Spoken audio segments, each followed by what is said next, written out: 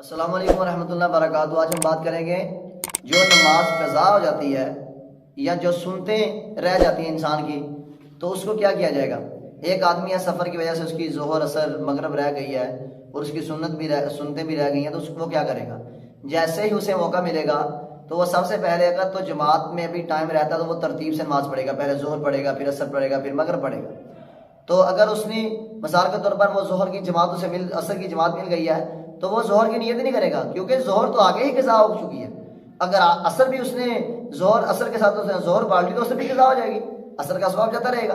ظہر کا تو پیسے ہی قضا ہو چکی ہے، تو وہ کیا کرے گا، اگر جماعت کے ساتھ ملا ہے اثر کی، اس کی ظہر رہتی ہے تو پھر وہ اثر ہی پڑھے گا، نیت اثر کی کرے گا۔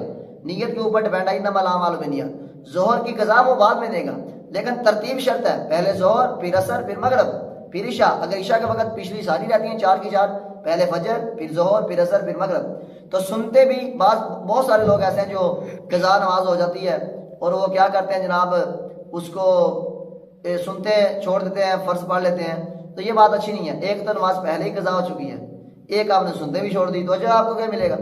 تو اسی لیے فرض پڑھے، ساتھ سنتے بھی ساری پڑھے، کوشش کرے۔ اگر انسان تھکا ماندہ ہے کام کی وجہ سے تو پھر کوئی بات نہیں، وہ تھوڑی بہت ہی رخصت شریعت میں مل جاتی ہے، بیٹھ کے پڑھ لیں، چلو بیٹھنے کا بھی کچھ نہ کچھ تو اجر ملے گا نا۔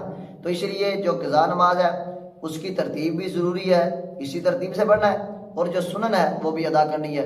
خصوصاً فجر کی سنتے کسی بھی حالت میں اللہ کے نبی علیہ الصلوۃ والسلام نے نہیں چھوڑی، باقی نمازوں کی بھی چھوڑ بھی دی تھی۔